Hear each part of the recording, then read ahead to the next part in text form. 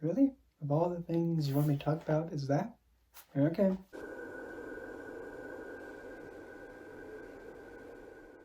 If you insist.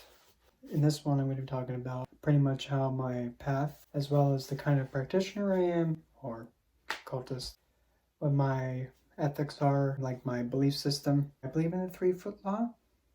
Do I believe in the karmic backlash? Do I believe in all that stuff? Kind of magic that I know. Magic I do not do at all. Where did it all start? First blood. Pretty much it's going to be like 11 years now. Pretty much got into the occult to primarily look after somebody when I'm not physically next to them. And if you know my personal life, you know who it is. In the kind of endish of 2017, I actually met my mentor, Russell, but he passed 2019 in April to HIV and AIDS. I can say this much, Russell was a good man. And he guided me and taught me, and I didn't ask him. Never asked him. He just came and did it on his own will. And I hold him to the highest regards to that. Which is also why I decided to come on YouTube and start teaching people all that he taught me, so that way I could keep his spirit alive. What kind of magical practitioner am I? I would kind of like to label it as chaotic neutral. Chaotic neutral, and if you play Dungeons & Dragons, you already know what, chaotic neutral, huh? Talk about being self-centered. Chaotic neutral path and experiencing both sides, left-handed side and the right-handed, experiencing both. If I'm not being swung at from either side, I'm friendly to both. But because of how the right's been, usually I kind of leany more to the left. But that doesn't mean that I do malefic workings without any cause. I don't go around just being like, I'm just going to mess with this person and just hex them and all of a sudden they're like, Rude! No, I'm not that kind of a practitioner. Other than that, really, I just believe that every single culture in the world, I acknowledge all their divines, logical beings, fae, elemental, jinn, animal totem, animal spirits. To me, they all exist. If somebody has it documented that they experienced this entity, who am I to say that it doesn't exist if I haven't seen it? I don't have any right. If I haven't seen it, why am I going to discredit it? No. And this way, it actually allows anything to come towards me because I'm that open. But if it swings... Girl. Distance yourself! What are my ethics around a cult? I like to keep it simple. You can do whatever the heck you want to do. But one thing, whatever the heck you do, you are at fault. Good or bad. That's what I think. Be it good or bad, still you're the one who gets afflicted with the results. Be prepared, whatever happens afterwards, you can only blame yourself. To like threefold law. Take it slow. Karma. Take it slow. In my mind, I do believe that if you're going to be swinging or going after somebody, it would be best, if there's actually a reason behind it. And it's also too, all of like the entities that I come across or interact with, I treat them as if they were another human being right next to me. Every single one of them gets the same treatment. Don't matter if they're the highest, lowest, I see eye to eye to them. Nobody's higher than me, and nobody's lower than me. I see everybody on an equal playing field. Because I think it's better to say like, look, this entity needs me as much as I need it. That way nobody is higher than nobody else. We all work as a unit. If he decides, to turn up the sass on me and get a little feisty, no. I make it perfectly clear. If there's a new entity that's in my space or interacting with the ones that I'm close with already, I always let them know. You step in my space, don't care who you are, you have to follow these terms. You have to get along with everybody, and I don't care if you like them or not. Keep your BS at the door. You don't have to like them.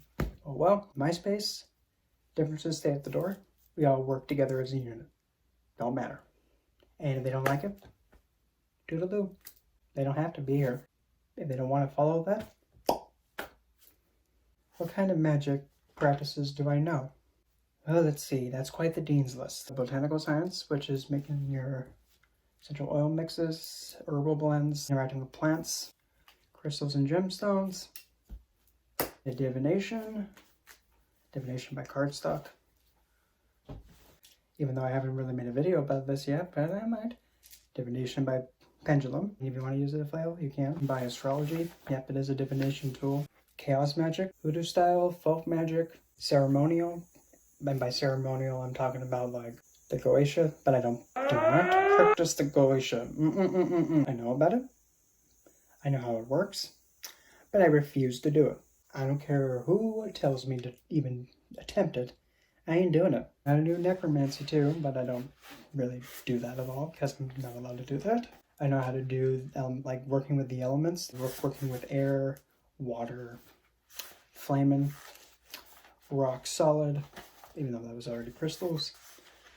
And I also use a lot of working with ice, frost, snow, blessing, banishing, restricting, intimidating, love working, and that's kind of like my other strong suit, love work. That's actually the first kind of magic I actually practiced. Invoking, yeah, I know how to do invoking, not evoking. Sashaying somebody. The art of bamboozling. Mental alchemy, emotional alchemy, spiritual alchemy, but I don't do physical because I'm like, isn't that chemistry? Pretty much know a little bit of everything. So I'm adaptable as heck. You can put me in any situation and I'll be able to do or try something. I'm never going to be like, uh-oh, I don't know what to do. No, I'm always going to be able to do something. What kind of magical practice do I not practice? Goetia. Until I, no longer exist in future lifetimes. Nobody and nothing is going to make me do any of that Goetia stuff. Why? Let's put it this way. Let's just say you were a left-handed divine. And by that, it's more commonly known as a demon. For me, I don't like using that term with them because it has a derogatory stereotype attached to it. And for me, I don't like having any negative BS come around, especially when most of the time pretty much labeled as fiends and all that stuff. A good majority of it is because the mass population is believing what the guy with the meh is saying. They haven't actually interacted with them. So what do they know? Why in the world am I going to do this script to lure one of them to come to me and then booby trap them? Force them to do whatever I want them to. That's petty and sad and kind of rude. Disgusting. Put yourself now in that divine's shoes, being lured in to be forced to do whatever someone tells you to do. That's not very nice. That's very pathetic because not only is that entity going to be agitated as soon as you lose your grip, it'll come after you. Not only that, all the left-handed side will be coming at you like a mosh pit. Don't do it. I don't do it. I know about it. I've read it. I understand it, but I don't need to practice it because it's... And nothing's changing my mind. This one's kind of not really... I see it as a horrible thing, but I can't do it because working with Hell, she will rip my head off. I cannot do necromancy at all. Unless if Hell says I can. Only exception. No ifs, ands, buts, or tushies. I have to ask her every single time I'm about to go towards or interact with something that's passed on. Like no joke. If I'm going to the cemetery, I ask her first, may I go to the cemetery? If she says yes, I go. I'm approaching the cemetery, right at the gate, I stop. May I enter the cemetery, Hal? If she says yes, okay. But if she says no, okay, go back home. She hasn't done that, but if she does say, nope, I can't, back I go. That's how strict I am. Because that's really how close that bond is, and that big level of respect. She could just change her mind on the fly, and I'm like, okay, it is what it is. But if I do go in deeper, and if I'm going to be interacting with any kind of particular passed on, or any for that matter, when I find the one that I'm going to interact with, I ask Hell again, may I interact with whoever it is? She says yes, okay.